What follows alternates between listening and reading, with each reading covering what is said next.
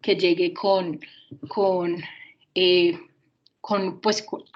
deterioro significativo es un paciente al que hay que prestarle atención.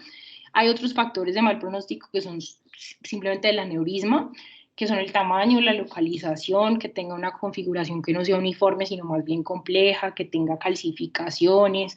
Eso puede aumentar el riesgo, obviamente, en los pacientes. Siguiente. El manejo inicial, como en todos los pacientes, el ABC de la reanimación, hay que estar pendientes. Estos pacientes, el 30% van a requerir intubación orotraqueal, una vía aérea puede ser permeable, pero si el paciente tiene un Glasgow menor a 8, esa vía no es sostenible, hay que intubarlo. La meta en estos pacientes es prevenir que vuelvan a sangrar. Otra cosa importante es sostener la presión de perfusión cerebral, porque obviamente si yo le induzco una hipotensión a un paciente que estaba sangrando, lo que voy a hacer es una isquemia. La presión arterial sistólica, hay mucho debate, la meta que propone la AJA son 160, hay otras guías que proponen 150, pero básicamente sostener la presión arterial sistólica, sobre todo la sistólica, porque la sistólica es la responsable de que el aneurisma vuelva a romperse.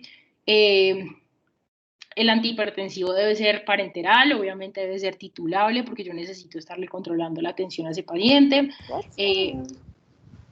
Analgesia, sedación en los pacientes, evitar que el paciente vaya a hacer una maniobra de Valsalva y vaya a inducir otro resangrado.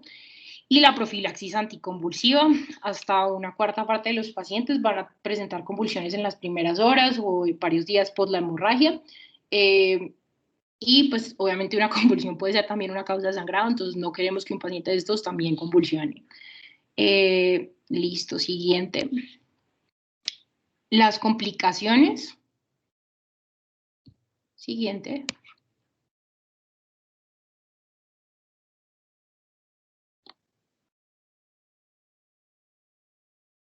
André.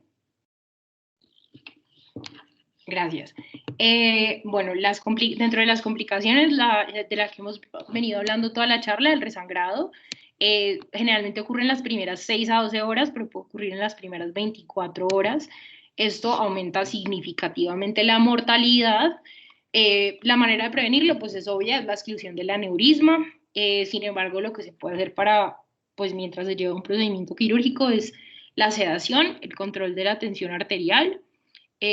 Los pacientes que más tienen factor de riesgo para presentar un resangrado son aquellos cuya presión arterial sistólica es mayor a 170, un HANT-IG es muy grave, o sea, 4 o 5, 3 a 4, hematoma intracerebral o intraventricular, un tamaño mayor de 10 milímetros del aneurisma también es un factor de riesgo, y que el aneurisma sea definitivamente de localización como circulación posterior es un factor de riesgo para que ese paciente vuelva a sangrar. Siguiente. La otra complicación que ya es más tardía es el vasoespasmo. El vasoespasmo generalmente ocurre más en la UCI, no es tan agudo, ocurre como el tercer o cuarto día. Hay que reconocerlo y hay que tratarlo. Y pues obviamente si no se trata puede generar secuelas isquémicas. Inicialmente se hablaba de la hiperdinamia como para manejo del vasoespasmo. Ahorita se está diciendo que realmente la hiperdinamia, o sea, sí y no. Sí y no, ¿por qué? Porque por un lado la hiperdinamia me ayuda a prevenir todas las lesiones cerebrales, pero pues eso también tiene unas implicaciones cardiovasculares en el paciente, hemodinámicas, también tiene repercusiones, pueden generar un síndrome de dificultad respiratoria aguda, pues por un edema pulmonar. Entonces la hiperdinamia, con cuidado básicamente, estos pacientes, el manejo es con nimodipino. El nimodipino no se ha demostrado que disminuya pues el vasoespasmo ni imagenológico ni clínico. Lo que sí se ha probado es que definitivamente darle nimodipino a los pacientes mejora los resultados neurológicos, probablemente porque disminuye la isquemia cerebral tardía. Entonces hay que dárselo a todos los pacientes con hemorragia subaracnoidea, las guías lo recomiendan. Ahí está la dosis del nimodipino. Siguiente. Otra de las complicaciones grave y frecuente es la hidrocefalia. La sangre puede bloquear la circulación del líquido cefalorraquídeo, lo que hace es que tapa las granulaciones, no se puede reabsorber, se acumula. puede provocar el exceso pues, de líquido que aumenta la presión, dilata los ventrículos, que daría una imagen pues, como la que estamos viendo ahí. Y pues obviamente también aumentar la presión intracraneana, daña los tejidos, genera daño secundario. La hidrocefalia se puede considerar aguda si se presenta antes de las 72 horas, subaguda hasta la semana, y más de la semana es una hidrocefalia crónica. Lo que dicen las guías de la AJA es que una hidrocefalia aguda hay que buscar la forma de solucionar en el momento. En un paciente con una hidrocefalia crónica, pues lo que se debe hacer es una solución definitiva. Entonces, siguiente. Pues lo que se hace en esos pacientes es un catéter ventricular externo que no se debe dejar por mucho tiempo, sobre todo si la hidrocefalia es sintomática, se debe manejar. Eso de forma aguda, de forma crónica, si el paciente ya lleva varios días, pues lo más probable es que va a requerir una válvula de derivación ventrículo-peritoneal o ventrículo atrial.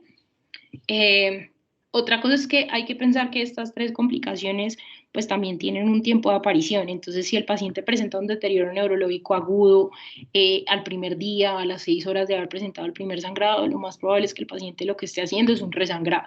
Si de pronto es al tercer día, es más deterioro del estado de conciencia, deterioro de las funciones neurológicas, y es súbito también, pensemos en vasoespasmo. Si es más insidioso y tiene más síntomas como de aumentos de presión intracraneana, pues pensar obviamente en hidrocefalia. Igual siempre TAC. Si el paciente tiene un deterioro neurológico después del ictus, pues obviamente solicitar una nueva imagen en esos pacientes. Siguiente. Otra de las complicaciones es el edema cerebral difuso. Entonces, estos pacientes tienen unas alteraciones en el manejo de los electrolitos, específicamente el sodio, y son muy susceptibles de llegar a presentar edema cerebral difuso. Siguiente. Bueno, y también entonces vamos a llegar al manejo. Entonces, ¿qué manejo se les va a dar a estos pacientes? Las dos tendencias son el clipado de aneurismas y la segunda es las intervenciones neuroradiológicas como la colocación de stents y coils. Siguiente. Perdón. Los clipajes de los aneurismas consisten básicamente en realizar una craniotomía, hacer una disección, ir a buscar el aneurisma, localizar el aneurisma, y lo que se busca hacer con el clip es pasarlo a través de la base o del cuello del aneurisma para quitarle el flujo, ¿sí? El riesgo es que cuando hay flujo sobre una pared que está completamente dilatada, que es una pared enferma, obviamente existe el riesgo de sangrado. Entonces lo que hago es derivar el flujo, le quito el flujo al aneurisma y permito que se pase a través de la arteria normal. Siguiente. Yo no sé, Andrés, si se puede poner ese video, cualquiera de los dos.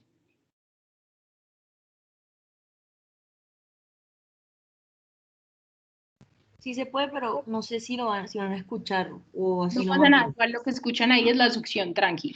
Alex. El sonido no es lo importante. Entonces, básicamente lo que se hace ahí es que ese aparatico que ven ahí, que parece que tuviese como una grapa, que fuese como una grapadora, tiene un clip adentro que se va a meter a buscar el cuello del aneurisma, se aprieta y se suelta y el clip queda adentro, que fue lo que se hizo ahí. Este fue una paciente femenina en la clínica, presentó una cefalea de centinela, se realizó pues el procedimiento de clipaje, requirió 3 clips requirió 3 clips del aneurisma para cerrar completamente la base. Era un aneurisma de la cerebral media. Ahorita vamos a ver cuáles son las indicaciones pues, de hacer este tipo de procedimientos. Y pues la paciente, dicho y hecho, era una cefalea centinela. La paciente cuando se abrió y se vio el aneurisma estaba con un leve sangrado que estaba generando todos los síntomas pues previo a que fuese un estallido pues completo. Siguiente.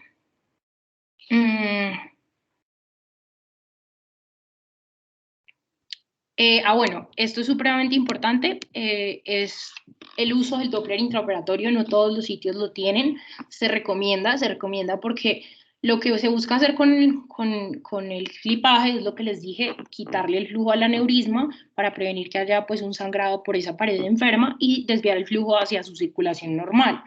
Lo que pasa es que a veces los clips pueden quedar apretando arterias que comprometan el flujo distal. El Doppler interoperatorio tiene una función clave y es evaluar, estando ahí, si el clip quedó bien puesto y si hay o no flujo distal. Siempre debería haber flujo distal, pues siempre que se pueda preservar el flujo. La idea es preservar el flujo, sobre todo pues son arterias que van a dar la irrigación a áreas elocuentes, entonces comprometer el flujo a esas áreas va a generar un deterioro neurológico en los pacientes. Entonces, el Doppler intraoperatorio definitivamente lo que dicen las guías es si lo tiene y lo puede usar, perfecto, le va a ayudar un montón. Siguiente.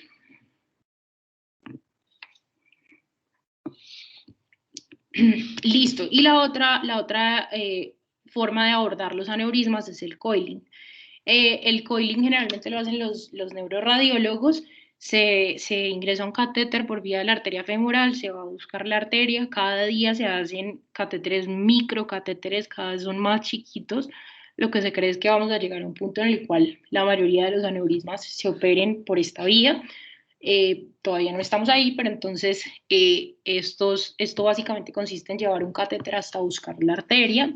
Generalmente se pasa un stent primero y después lo que se hace es que a través del stent se pasa el catéter, se busca el aneurisma y se liberan ahí en el aneurisma unos filamentos de platino que se enrollan entre ellos solos y trombosan ese aneurisma para trombosar la lesión y pues impedir que el flujo se vaya por ahí.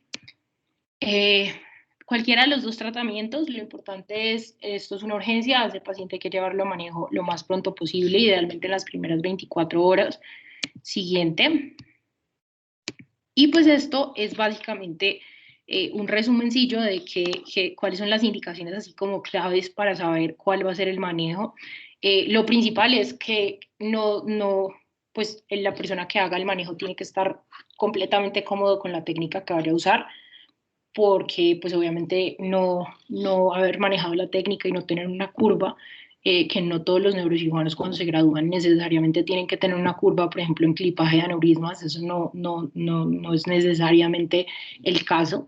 Y pues si puede realizar el clipaje y tiene la experticia, si en el centro hay experticia para el coiling, pues el coiling se prefiere, pero dentro de las medidas que uno tiene que tener en cuenta, entonces, para el clipaje, siempre los aneurismas que tengan un cuello ancho, los aneurismas que tengan un acceso pues apropiado, generalmente de la cerebral media, pacientes menores de 50 años, no tan comprometidos, o sea, con un grado de hemorragia subaracnoidea que no sea tan alto en el HAM-10, les va mejor. Un paciente que uno crea que definitivamente va a ser muy difícil ocluirlo de forma completa el aneurisma por vía a través de un catéter o por el coiling. Otras es que tenga oclusión arterial, oclusión de las ramas arteriales, o que tenga un trombo intraluminal. También hay otra y es que tenga calcificaciones en el cuello, eso también contraindica el clipaje y más bien nos vamos por el coiling. Y el coiling en todos los pacientes que tengan un aneurisma de circulación posterior, que tengan síntomas de vasoespasmo, mucho más compromiso, que tenga un acceso que sea muy difícil, o que tenga un cuello de aneurisma que sea más bien pequeño, esa siempre va a ser la opción. En los pacientes que tengan hematomas, siempre pensar en clipaje, sobre todo si los hematomas son bien grandes, pues obviamente porque vamos también en el momento a liberar el hematoma. Y aneurismas con efecto de masa, también clipaje. Y creería que sí, y ya, eso es todo. Siguiente, André. Vale, no sé si tengan dudas, si quieran de pronto los doctores comentar alguna cosa.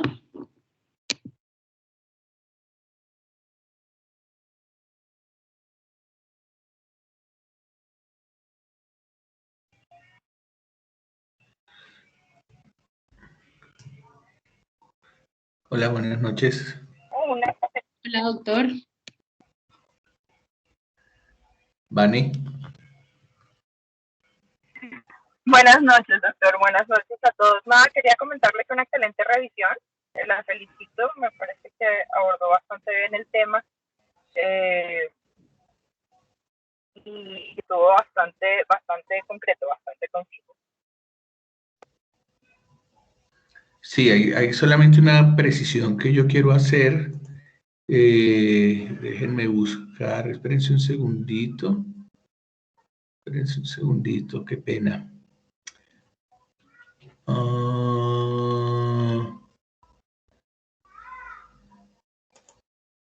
Ok.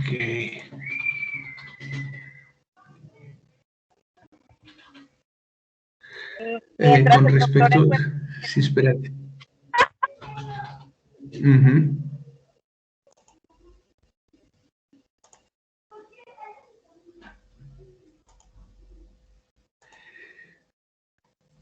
Bueno, les voy a compartir un momentico mi pantalla. Quiero ver si ustedes la pueden ver. ¿Me confirman, por favor?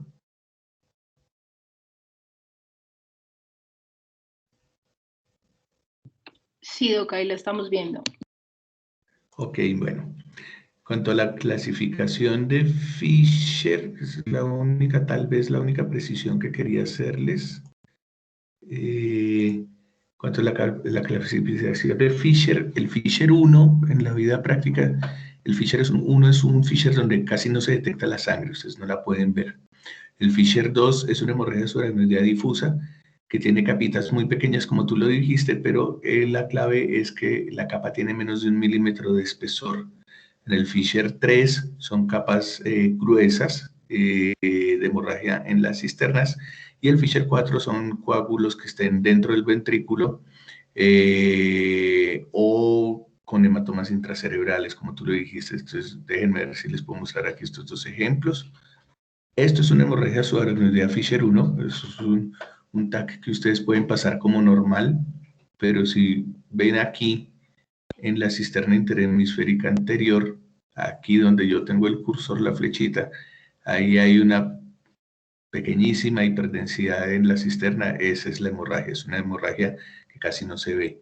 En Fisher 2 es la hemorragia clásica, es la hemorragia clásica que ustedes pueden ver muy bien, muy bien, gruesa. El Fisher 3 tiene más de 1 milímetro de espesor, mirenla, es gruesísima, muy gruesa. En el Fisher 2 tiene alrededor de 1 milímetro de espesor las capas. Y en el Fisher 4, esto es un 3 también, y en el Fisher 4 tiene o hematoma intracerebral, como este caso de aquí, o hemorragia intraventricular, como este otro caso de aquí. Entonces, eso es tal vez la única precisión, porque tu imagen de Fisher 2 no era exactamente la más icónica para que ustedes la vieran. Y si ustedes quieren ver lo que es una hemorragia subaracnoidea, déjenme mostrarles en un segundito.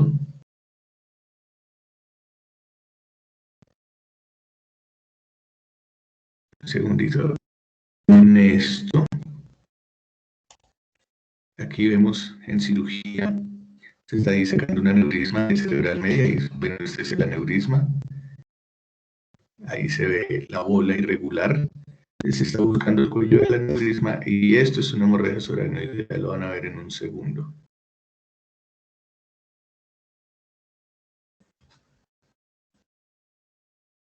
Miren, miren cómo se llena el campo de sangre. Uno no puede ver nada, ahí con la succión uno trata de ponerla sobre el aneurisma y eso se sigue llenando y se sigue llenando de sangre y es una explosión. Miren cómo sale el chorro. Eso es una hemorragia subaracnoidea. Imagínense que esto es una ruptura intraoperatoria de un aneurisma cerebral, pero ahora imagínense eso mismo con el cráneo cerrado y la sangre saliendo incontrolablemente por todos lados. Eso es una hemorragia subaracnoidea. Y pues como mostró Silvia ahí muy bien en el video de nuestro paciente, lo que nosotros tratamos de hacer es ponerle un gancho al aneurisma. Este es otro ejemplo. Otro ejemplo, estamos disecando también un paciente nuestro de la clínica. Es una aneurisma de cerebral media y se está disecando. Ahí ven ustedes la bolita del aneurisma, que es esta. Esta es la bolita del aneurisma. Y cuando uno tiene pues con los vasos distales que salen. Esto es una rama de la arteria cerebral media, y sale después, uno la aísla. Cuando la disección está completa, entonces se procede a poner el ganchito, que es, como dijo Silvia, es una grapita en la base del aneurisma, mírenlo, para ocluir el cuello, y la idea de eso es que los vasos pues no queden cogidos por la grapa, sino que queden libres, como se ve aquí, este vasito aquí que queda libre. Eso es lo que hacemos nosotros en cirugía. El resto estoy completamente de acuerdo en que es una excelente revisión. Estuvo muy bien la parte de manejo médico, la parte de la valoración de urgencias, me parece excelente, y pues quiero felicitarte. Silvia, muy buena revisión. Muchas gracias, doctor. Quería hacer otro pequeño comentario en cuanto cuando hablaste de las complicaciones de la hidrocefalia como complicación de la hemorragia subaracnoidea. Aunque quizás sea redundante decirlo, es importante no olvidar que las que tienen hemorragia intraventricular obviamente tienen muchísimo más riesgo de hacer hidrocefalia que las que no.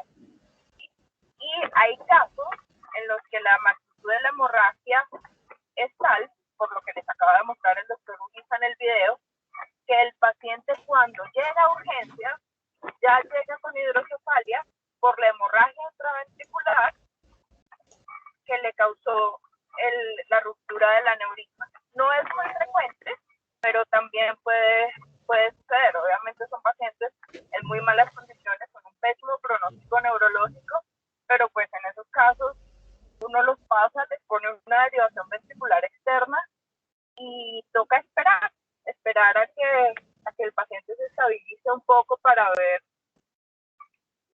si hay paciente para dar un segundo paso, o en muchos casos esto no llega a suceder, el paciente fallece antes de que esté en condiciones de ser llevado, sea cirugía o embolización, según el manejo del centro, porque a veces la misma inestabilidad no permite que se hagan estos procedimientos endovasculares.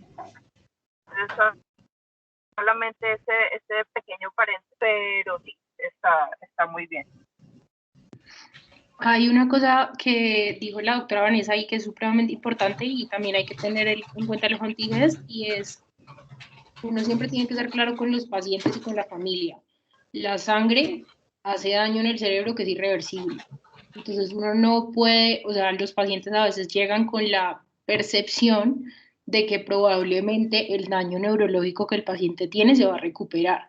Entonces, es clave hablar con ellos y ser muy claros. Un paciente con un anti-Gs elevado es un paciente que tiene un alto riesgo de mortalidad. La cirugía es para salvarle la vida, no para devolver el cerebro que ya probablemente se dañó. Eso es otra cosa que es supremamente importante, como ser claros con cuáles son las posibilidades después del manejo quirúrgico con esos pacientes. André, ¿tienes la mano alzadita? Sí, mi pregunta es como que si siempre se hace el abordaje quirúrgico por craneotomía abierta y no por una forma menos invasiva, si existe manera. Sí, claro, es lo que estábamos explicando. Los aneurismas del cerebro se pueden invadir de dos maneras. Se pueden invadir por vía endovascular quirúrgica, hay que invadirlos con craneotomía, no hay ninguna otra manera. Y por vía endovascular se hace por un catéter, se hace por una toma por la arteria femoral, casi siempre derecha, mediante un método de Seldinger que la hacen neuroradiólogos intervencionistas o, en su defecto, neurocirujanos que estén entrenados para hacer tratamientos endovasculares. Sin embargo, la gente tiende a pensar que como no es una craneotomía, entonces es un procedimiento menos invasivo. Y sucede que esto es una falsedad. El procedimiento endovascular es exactamente igual de invasivo al procedimiento quirúrgico abierto. Los resultados son más o menos parecidos, el tiempo de duración es más o menos parecido, incluso a veces es más es más demorado por vía endovascular. Un aneurisma por vía endovascular se puede demorar 6, 7 horas, y por cirugía abierta lo usual es que nos echemos 1 hora y media o 2 horas desde que abrimos la dura madre hasta que tenemos el aneurisma ocluido. Las dos diferencias básicas entre el endovascular y el tratamiento quirúrgico abierto es que el endovascular tiene una vía de acceso a través de la arteria femoral y el quirúrgico abierto tiene la ventaja que en caso de una ruptura intraoperatoria del aneurisma, uno la puede controlar directamente porque está viendo el vaso y está viendo de dónde proviene el sangrado. Cuando eso sucede en un procedimiento endovascular, lo único que uno puede hacer es poner un balón proximal para ocluir el flujo y básicamente el paciente está perdido. Entonces, uno piensa que una craneotomía es un abordaje muy cruento y muy grande en comparación con un endovascular, porque en el endovascular simplemente no se le abre el cráneo, es un concepto equivocado. Los dos abordajes, tanto endovascular como quirúrgico, son igual de complejos, igual de severos, igual de complicados, igual de duraderos, y tienen un curso posoperatorio en cuidados intensivos que tiende a ser muy similar tanto para cirugía abierta como para vía endovascular. Y en cuanto a las craneotomías, el hecho de que tengamos nueva tecnología, microscopios con mayor resolución,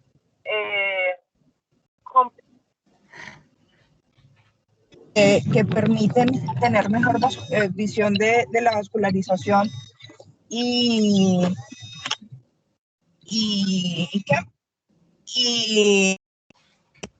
han permitido que las craneotomías cada vez sean más pequeñas y el tiempo quirúrgico sea cada vez menor. Muy probablemente ustedes han escuchado de los profes o de la gente en general el mito ya de que una cirugía de aneurisma dura 12 horas.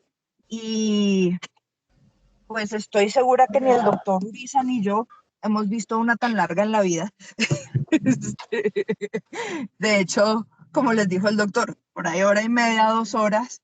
Obviamente algunas se pueden demorar un poquito más, pero en línea general no. Y cada vez las craneotomías son más pequeñas, incluso se puede hacer con asistido por endoscopia. También hay neurocirujanos que lo hacen de esa manera y todas esas cosas ayudan a que la craneotomía pueda ser más ojos de la gente, pasivo, y pues si es a ciencia cierta. ¿Está en un parque?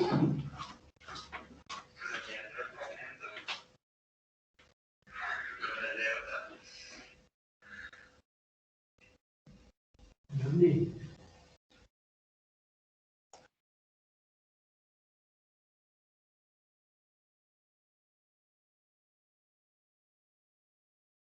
¿Tienen alguna otra pregunta?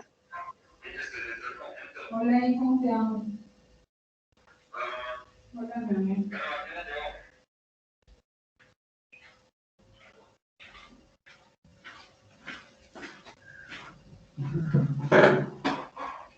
Al parecer no, entonces damos por cerrada la charla y nos vemos la próxima semana en la charla de ACV hemorrágico no aneurismático a cargo de un invitado de la Universidad Militar. Y nada, nos vemos en 8 días. Espero que les haya gustado. Muchas gracias, Cito. Gracias, doctores. Perfecto, muchas gracias. Ok, chao a todos. Que estén bien. Chao.